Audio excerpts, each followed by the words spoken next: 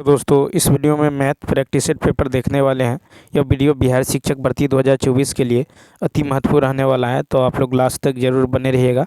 कल हम लोग जो है 115 तक देख चुके थे। अब चलिए देखते हैं क्वेश्चन नंबर 116 से। क्वेश्चन नंबर 116 है कि एक समतल मैदान में स्थित एक मीनार के शीर्ष का उन्नयन कोण उसी समतल के एक स्थान पर 45 डिग्री है तथा उस स्थान से मीनार की ओर 25 मीटर बढ़ने पर 60 डिग्री हो जाता है। मीनार की ऊंचाई क्या है? तो मान लीजिए यह जो है एक मीनार है, ठीक है। तो इसको मान लेते हैं ए बी, ठीक है, ए बी और डी, ए बी डी मान लेते हैं। अब देखिए ए बी डी है, कहता है कि मीनार के शीर्ष का जो उन्नयन कोण है उसी समतल के एक स्थान पर 45 डिग्री है, ठीक है। कितना है? 45 डिग्री है। फिर कह रहा है कि तथा उस स्थान से मीनार की ओर जो है 25 मीटर बढ़ने पर जो है ये 60 डिग्री हो जाता है। तो मीनार की ओर जो है बढ़ने पर क्या हो जाता है? तो 60 डिग्री। तो इसको मान लेते हैं 60 डिग्री, इसको मान लेते हैं सी, ठीक है। अब देखिए और कहता है कि यहाँ से कि 25 मीटर बढ़ने पर, तो यहाँ देखिए ये 25 मीटर, तो उसका जो उस शीर्ष का उन्नयन कोण है, उन्नयन कोण उसी समतल के एक स्थान पर 45 डिग्री है और तथा उस स्थान से मीनार की ओर बढ़ने पर 25 मीटर बढ़ने पर 60 डिग्री हो जाता है। तो मीनार की ऊंचाई जो है क्या है? ठीक है, मान लीजिए ये जो है वाई मीटर है और ये जो है कितना है? X metre. तो 10 45 का मान, अब देखिए 10 45 डिग्री, यानी इस बड़े त्रिभुज में 10 45 डिग्री, तब क्या होगा? पी बाई बी, यानी ए बी बट्टा डी बी, यानी ये हो जाएगा एक्स और नीचे में हो जाएगा 25 प्लस वाई, समीकरण 1। 25 प्लस वाई, या नहीं तो 10 45 का मान कितना होगा? 1। तो 1 बराबर होगा एक्स बाई 25 प्लस वाई, ठीक है। या फिर एक्स बराबर क्या होगा? एक्स बराबर होगा 25 प्लस वाई, या एक्स बराबर 25 प्लस वाई, या एक्स माइनस वाई बराबर 25, समीकरण 1, ठीक है। क्या होगा? एक्स माइनस वाई बराबर 25, समीकरण 1 हो जाएगा, ठीक है। अब फिर जो है 10 60 डिग्री का मान देखिए, 10 60 डिग्री क्या होगा? तो 10 60 डिग्री जो है ये हो जाएगा आपको इस त्रिभुज में, देखिए तो 10 60 डिग्री और पी बाई बी, यानी ए बी बट्टा बी सी, यानी एक्स बाई वाई, और 10 60 डिग्री का मान कितना होता है? √3। तो √3 बराबर क्या होगा? एक्स बाई वाई, ठीक है, एक्स बाई वाई, या वाई बराबर एक्स बाई √3 हो जाएगा, ठीक है। वाई बराबर क्या होगा? वाई बराबर एक्स बट्टा √3, समीकरण 2। अब क्या करते हैं, समीकरण 1 में वाई का मान रखने पर, तो एक्स माइनस वाई था, वाई की जगह रखेंगे एक्स बाई √3, कितना था? 25, ठीक है। ये हो जाएगा आपको √3 एक्स माइनस एक्स बराबर 25 √3, ठीक है। क्या होगा? 25 √3, ये एक्स कॉमन करेंगे तो √3 माइनस 1 बराबर 25 √3, ठीक है। तो एक्स बराबर क्या हो जाएगा? 25 √3 बाई √3 माइनस 1, ठीक है। इसका परिमेयकरण यदि कर लेंगे, यानी √3 प्लस 1 से ऊपर नीचा गुना करेंगे √3 प्लस 1 से, तो ये हो जाएगा आपको 25, क्या होगा? 25 3 प्लस √3 और नीचे में हो जाएगा 3 माइनस 1, यानी 2, ठीक है। यानी क्या होगा? तो 25/2 इंटू 3 प्लस √3, यानी इसका राइट आंसर होगा सी ऑप्शन, ठीक है। क्या होगा? तो सी ऑप्शन क्या होगा? राइट होगा। फिर चलिए देखते हैं नेक्स्ट क्वेश्चन। नेक्स्ट है कि कौन जो है परिमेय संख्या है, कौन परिमेय संख्या है? तो 17 का यदि देखें तो डी ऑप्शन देखिए कि उपर्युक्त में से एक से अधिक, क्योंकि 9 का वर्गमूल निकल जाएगा 3, 4 का वर्गमूल 2, 1 का वर्गमूल 1, तो डी ऑप्शन। 118 का था 27x³ माइनस 64 का गुणनखंड है, तो 118 का राइट आंसर होगा ए ऑप्शन। तो देखिए यहाँ पे जो है, यदि देखिए कि इसको यदि सॉल्व करेंगे तो इसको लिखेंगे 3x³ माइनस 4 का क्यूब, ठीक है। तो a cube minus b cube, a cube minus b cube बराबर होता है a minus b into a square plus a b into a square plus a b या प्लस बी स्क्वायर, ठीक है, प्लस बी स्क्वायर। तो चूंकि a cube minus b cube बराबर होता है a minus b into a square plus a b plus b square, ठीक है। तो इतना का एक गुणनखंड क्या है 3x माइनस 4। अब चलिए देखते हैं क्वेश्चन नंबर 119। 119 है कि 10 मीटर ऊंचे शंक्वाकार तंबू के आधार की परिधि 44 मीटर है। इस तंबू को बनाने के लिए प्रयुक्त कैनवास का क्षेत्रफल ज्ञात करना है। तो देखिए यहाँ पे परिधि दे दिया गया है कितना 2 पाई आर, शंक्वाकार तंबू की ऊंचाई दे दिया गया है, आधार की त्रिज्या यदि आर मान लें तो परिधि होता है 2 पाई आर बराबर ये कितना है, तो यह है 44 मीटर, ठीक है। तो यहाँ से देखें तो 2 गुने पाई का मान 22/7 इंटू आर बराबर 44, ये कट जाएगा तो आर का मान कितना निकलेगा 7, ठीक है। आर का मान कितना निकलेगा 7 मीटर, ठीक है। आर का मान निकल जाएगा 7 मीटर। अब जो है देखिए हमको निकालना क्या है, तो हमको जो है यहाँ से फिर निकाल लेंगे एल निकाल लेंगे, ठीक है। तो एल बराबर क्या होता है, देखिए एल बराबर होता है root under H square plus R square, ठीक है। तो ये हो जाएगा root under H square plus R square, यानी 10 का स्क्वायर प्लस क्या होगा, तो 10 का स्क्वायर और प्लस में 4 का स्क्वायर, ठीक है। 10 का स्क्वायर और 4 का स्क्वायर, सॉरी 7 है, आर का मान कितना है 7 है, तो यहाँ पे 7 का स्क्वायर, तो 10 का स्क्वायर कितना होगा, 10 का स्क्वायर होगा 100 और 7 का स्क्वायर 49 यानी 100, तो ये हो जाएगा रूट अंडर 149, रूट अंडर 149, ठीक है, रूट अंडर 149। अब देखिए तंबू को बनाने में लगे जो है कपड़े, यानी तो क्या होगा, तो शंकु के वक्र पृष्ठ क्षेत्रफल होगा, ठीक है। क्या होता है पाई आर एल, पाई का मान 22/7, आर का मान 7, एल का मान रूट अंडर 149, ठीक है। इसको सॉल्व करेंगे तो ये हो जाएगा 22 रूट अंडर 149 मीटर स्क्वायर, यानी 119 का राइट आंसर क्या होगा, सी ऑप्शन, सी ऑप्शन। अब चलिए देखते हैं 120, क्वेश्चन नंबर 120। 120 है कि श्रेणी इतना इतना का जो है योगफल किसके बराबर है। तो उपरोक्तर दी गई गुणोत्तर श्रेणी में है, ठीक है। ये जो है किस में है, तो गुणोत्तर श्रेणी में है।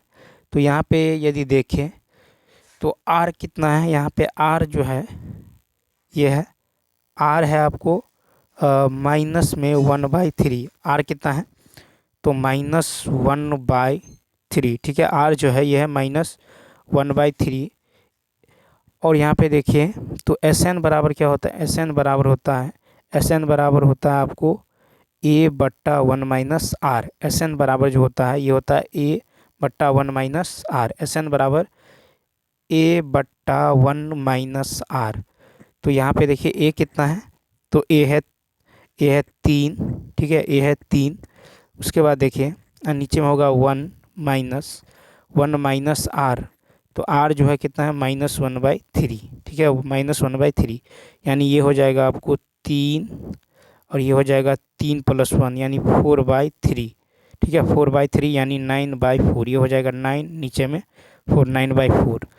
तो इसका जो 120 का राइट आंसर होगा ये होगा सी ऑप्शन, क्या होगा, सी ऑप्शन क्या होगा, राइट होगा, ठीक है। अब चलिए देखते हैं क्वेश्चन नंबर 121। 121 है यदि किसी अनंत गुणोत्तर श्रेणी का प्रथम पद x योगफल 5 है तो निम्नलिखित में तो कौन सा सही है।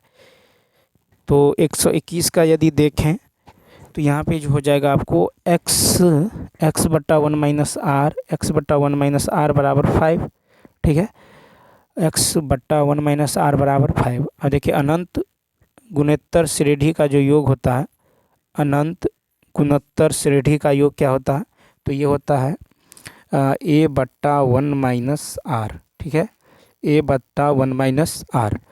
तो अनंत गुणोत्तर श्रेणी का मान होता है, योग होता है a/1 - r।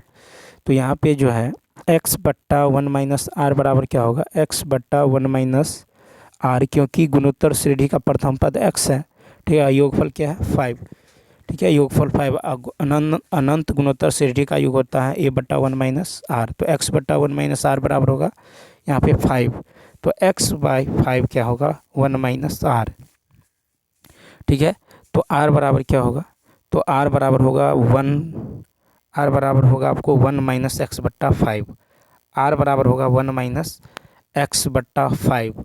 अब देखिए जहाँ r जो है ये लेस देन है 1 का, जहाँ r जो है लेस देन है 1 तो देखिए यहाँ पे क्या हो जाएगा, यहाँ पे हो जाएगा आपको -1 less than 1 minus x by 5 less than 1, ठीक है। तो यानी ये हो जाएगा आपको माइनस या फिर ये -2 less than x by 5 less than 0, ठीक है। यदि इसमें हम क्या करें -1 जो है ऐड कर जाएगा -2 लेस देन एक्स बाई 5 और ये होगा लेस देन 0, या फिर ये हो जाएगा आपको -10, ठीक है, less than minus x less than 0, ठीक है। तो यानी ये हो जाएगा आपको यानी 10 greater than x, 10 greater than x और ग्रेटर देन 0, ठीक है। यानी ये कहें कि 0 जो है less than x less than 10, ठीक है, लेस देन 10। तो इसका जो 121 का जो राइट आंसर होगा ये होगा आपको सी ऑप्शन। 121 का क्या होगा, 121 का होगा सी ऑप्शन। नेक्स्ट है 122 है कि निम्नलिखित समीकरण में से जो है किसका हल नहीं है। 122 का देखिए 122 का जो है कहता है तो सी ऑप्शन यदि देखें कि 3x माइनस 5y बराबर है 11, ठीक है, 3x माइनस 5y बराबर 11 और 6x माइनस 10y बराबर कितना है 7, ठीक है, बराबर 7। तो यहाँ पे a1 बट्टा a2 जो है a1 बट्टा a2 हो जाएगा आपको 3/6 यानी 1/2, ठीक है। उसके बाद देखिए b1 बट्टा b2 जो हो जाएगा -5 बाई -10 यानी यहाँ पे हो जाएगा 1/2 प्लस 1/2 और c1 बाई c2 लेंगे तो यहाँ पे 11/7 यानी a1 बट्टा a2 बराबर b1 बट्टा b2 बराबर नहीं है c1 बट्टा c2, इसलिए इस समीकरण युग्म का कोई हल नहीं होगा, यानी 122 का क्या होगा तो सी ऑप्शन, ठीक है, 122 का सी। अब चलिए देखते हैं क्वेश्चन नंबर 123। देखिए क्वेश्चन नंबर 123 है, क्वेश्चन नंबर 123 है कि यदि एक समांतर श्रेणी के सातवें पद का 7वें पद का 7 गुना 11वें पद के 11 गुना के बराबर है, ठीक है। तो यहाँ पे यदि देखें कि किसी समांतर श्रेणी के 7वें पद का 7 गुना, ठीक है, 11वें पद के 11 गुना है, ठीक है। यानी a7 बराबर होगा a + 6d, ठीक है, इंटू 7 बराबर में a11 बराबर है a + 10d इंटू में क्या होगा 11, इंटू में होगा 11, ठीक है। तो यहाँ पे यदि देखें तो ये होगा 7a, ठीक है, प्लस 42d बराबर क्या होगा 11a प्लस 110d, ठीक है। तो ये हो जाएगा आपको 4a, ठीक है, 4a बराबर ये a उधर जाएगा तो होगा 4a, अब बराबर में जो है इधर आपको कितना हो 111 110d और इधर है 42d, यानी ये हो जाएगा आपको माइनस में कितना होगा तो माइनस में हो जाएगा आपको जो है 68d, क्या होगा 68d, ठीक है। 110 में से यदि 42 घटा ले तो 10 में से 2 गया तो कितना होगा 8 और 10 में से 4 गया तो 6 यानी -68d। तो a का मान क्या होगा तो -17 चौका 68 यानी a का मान निकल गया कितना -17, ठीक है। a का जो मान निकला है ये निकला है -17d, ठीक है, a का मान कितना है तो -17d। तो आपको निकालना क्या है तब का तब समांतर का 18वां पद, तो a 18 बराबर होगा a + 17d, तो देखिए और a बराबर क्या है तो a बराबर है -17d, तो -17d + 17d यानी कितना होगा तो ये हो जाएगा 0, यानी 123 का होगा बी ऑप्शन, 123 का बी। फिर नेक्स्ट है 124 है कि एक सेक्टर के रूप में बनी फूलों की एक क्यारी पर 40 मीटर लंबाई के एक तार से बाड़ लगाई गई है। यदि क्यारी का अधिकतम संभावित क्षेत्रफल हो तो सेक्टर की त्रिज्या। अब देखिए, एक क्यारी पर 40 मीटर लंबाई के एक तार, यानी परिधि जो है दे दिया गया है 2πr। ये कितना दे दिया गया है? 40 मीटर। ठीक है, तो ये कट जाएगा कितना से? 20 से। ठीक, तो यानी 22 पाई का मान क्या लें? तो 22/7 लेंगे। तो देखिए यहाँ पे जो है 124 का, यानी तो इसको ऐसे बना लेते हैं। देखिए, मान लेते हैं इस तरह से है। ठीक है, इस तरह से ये जो है क्या है? ये तो है r थीटा। ठीक है, ये है r थीटा, ये है r, और ये क्या है? तो थीटा है। ठीक है, ये है r और ये है थीटा। ये r है तो ये भी क्या होगा? r होगा। ठीक है, तो कहता है कि माना सेक्टर की त्रिज्या r, त्रिज्यखंड है सॉरी, तो यहाँ पे सेक्टर की त्रिज्या r तथा केंद्र पर आंतरिक कोण थीटा मान लेते हैं। तो यहाँ पे देखिए इसकी जो लंबाई दे दिया गया है, यानी r प्लस r थीटा। ठीक है, प्लस r थीटा ये दे दिया गया है 40। ठीक है, तो यहाँ पे 2r प्लस r थीटा का मान दे दिया गया है 40। तो थीटा बराबर हो जाएगा 40 माइनस 2r बाई r। ठीक है, यानी थीटा का मान जो निकल जाएगा यहाँ पे 40 माइनस 2r बाई r। तो सेक्टर का क्षेत्रफल क्या होता है? तो यानी त्रिज्यखंड का क्षेत्रफल होता है 1/2r² थीटा। ठीक है, 1/2 सेक्टर का क्षेत्रफल होगा 1/2r² थीटा। ठीक है, यानी जो एरिया निकल जाएगा ये होगा 1/2r इंटू 40 माइनस 2r।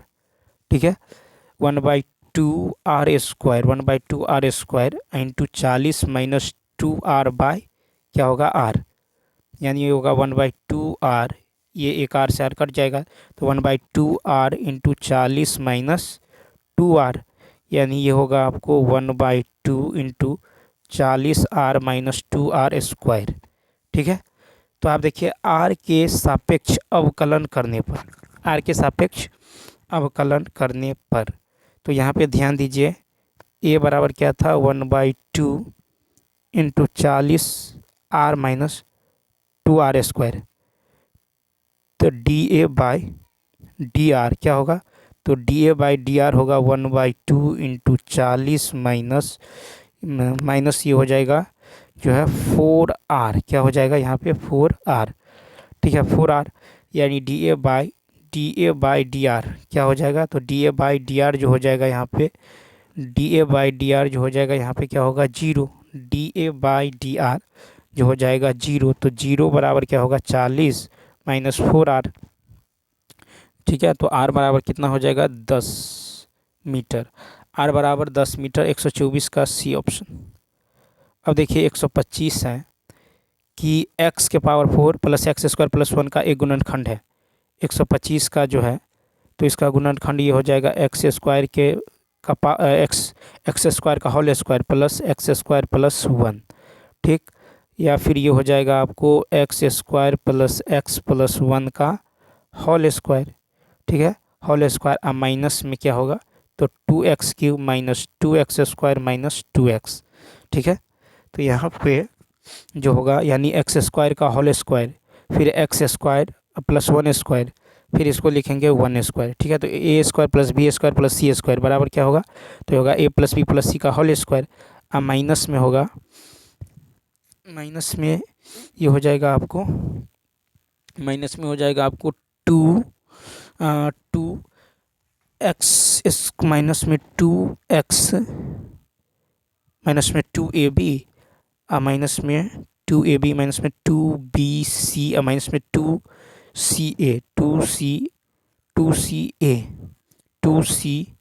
यदि होगा यहाँ पे, तो देखिए ये हो जाएगा आपको, ये क्या हो जाएगा? तो यहाँ पे हो जाएगा आपको x² प्लस x प्लस 1 का होल स्क्वायर। अब माइनस में 2x कॉमन करेंगे तो x² प्लस x प्लस 1 होगा। ठीक है, x प्लस 1, यानी ये हो जाएगा आपको x² प्लस x प्लस 1 और इंटू में होगा x² plus x plus 1 minus 2x। ठीक है, माइनस 2x, यानी x², यानी ये तो होगा ही, ये हो जाएगा x² minus x plus 1। X square minus x plus 1 यानी 125 का सी ऑप्शन क्या होगा, तो 125 का होगा सी ऑप्शन, इसका ए गुणनखंड कह रहा है। क्वेश्चन नंबर 126 है, एक आयत है, ठीक है, तो पहले हम आयत बना लेते हैं। एक आयत का बाह्य वृत्त का व्यास, एक आयत के बाह्य वृत्त का जो व्यास है ये दे दिया गया है आपको। एक आयत के बाह्य वृत्त का व्यास जो है ये दे दिया गया है 10 मीटर, ठीक है। मान लेते हैं ए बी सी डी, ठीक है, ए बी सी डी यहाँ पे मान लेते हैं ओ, ठीक है। ये जो है आपको दे दिया गया है 6 सेंटीमीटर, ठीक है, और बाह्य व्यास है 10, यानी ए डी जो है या ए सी कहिए, ठीक है, ए डी जो है ये है 6 है और ए सी जो है ये 10 सेंटीमीटर है, ठीक है, 10 सेंटीमीटर है, और ए डी जो है यह है 6 सेंटीमीटर, ए डी जो है 6 सेंटीमीटर।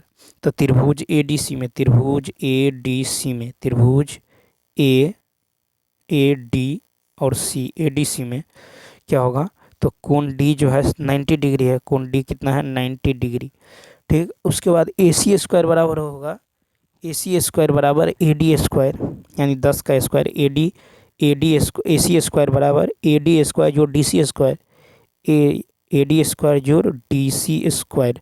तो यहाँ से डी सी का मान निकल जाएगा, तो डी सी का मान निकल गया 8 सेंटीमीटर, यानी आयत की लंबाई कितना निकला है 8 सेंटीमीटर। तो 126 का क्या होगा, 126 का ई ऑप्शन होगा।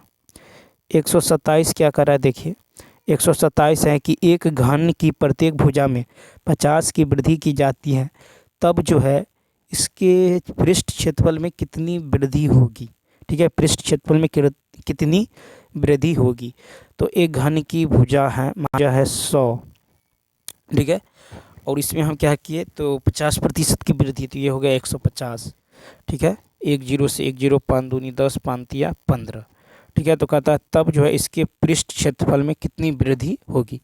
तो क्षेत्रफल निकालेंगे तो घन का कुल पृष्ठीय क्षेत्रफल होता है 6 गुने भुजा स्क्वायर, ठीक है, 6 गुने भुजा स्क्वायर, ये तो कट जाएगा, तो ये होगा 4:9, 4:9। तो कितना वृद्धि हुआ, तो देखिए 5 की वृद्धि, तो अंतर गुने 100 अब बट्टा में कितना होगा कम, यानी 4 से कट जाएगा, 25 चौका 100, 25 पंचे 125%, यानी सी ऑप्शन।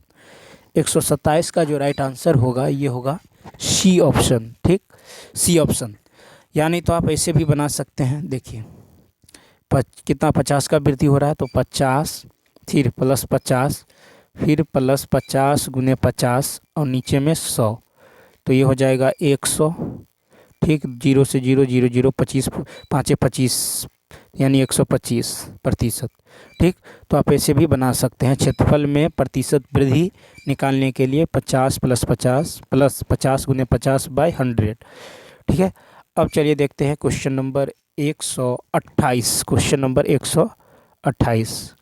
अब देखिए क्वेश्चन नंबर 128 है, क्वेश्चन नंबर 128 है कि एक्स स्क्वायर प्लस 1/एक्स स्क्वायर का मान है 66, तो कहता है एक्स माइनस 1/एक्स का मान क्या होगा, ठीक है। तो यहाँ पर यदि आप देखें ये एक्स स्क्वायर प्लस 1/एक्स स्क्वायर दे दिया गया है। यदि हम दोनों ओर जो है 2 घटा दें, दोनों ओर क्या करें 2 घटा दें, तो किसका फार्मूला होगा, ये होगा a माइनस बी का होल स्क्वायर, यानी ये होगा 64, स्क्वायर हटाएंगे तो इधर रूट, यानी ये कितना होगा, तो 8, ठीक है। तो ये निकल जाएगा आपको 8, यानी 128 का ए ऑप्शन, ठीक।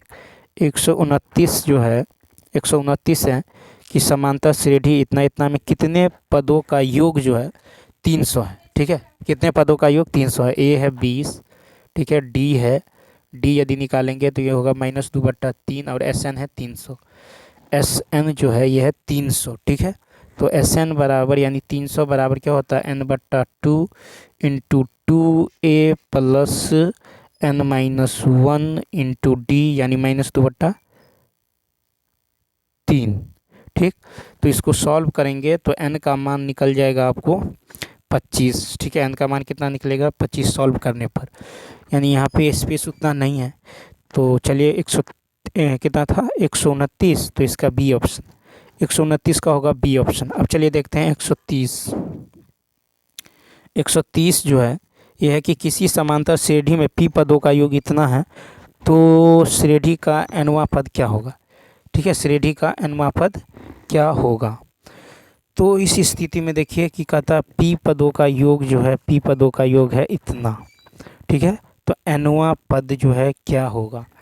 तो यदि देखें तो प्रश्नानुसार जो है एस पी का मान दे दिया गया है 3p² प्लस 4p। ठीक है, अब देखिए समीकरण 1 में p के स्थान पर p-1 रखने पर, तो p के जगह p-1 रखेंगे sp-1, तो ये हो जाएगा 3 इंटू p-1 का होल स्क्वायर। ठीक है, 3 इंटू p-1 का whole square plus 4 into p-1, p-1।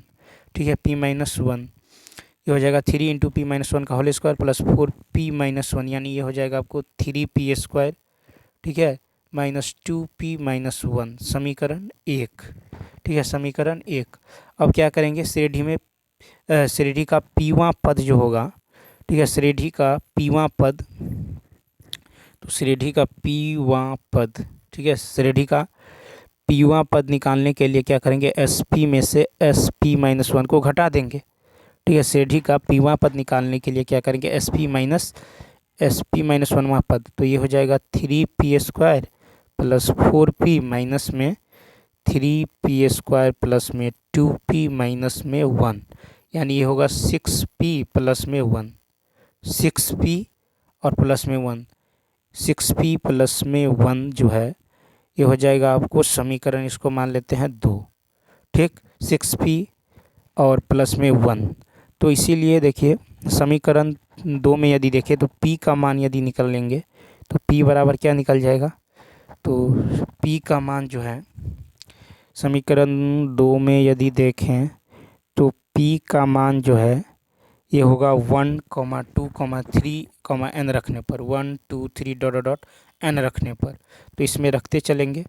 तो 1 रखेंगे तो क्या होगा 7, 2 रखेंगे 6 × 12 = 13। ठीक है, इसी प्रकार 3 रखेंगे तो 19 ... और n रखेंगे तो 6n + 1 हो जाएगा, 6n + 1, यानी इसका ए बी ऑप्शन, तो 130 का बी ऑप्शन क्या होगा, राइट होगा। ठीक है, तो चलिए दोस्तों इस वीडियो में इतना ही। यदि यह वीडियो अच्छा लगा हो तो लाइक, शेयर और सब्सक्राइब करना ना भूलें। तो चलिए मिलते हैं नेक्स्ट वीडियो में। इस वीडियो में इतना ही। Thanks for watching.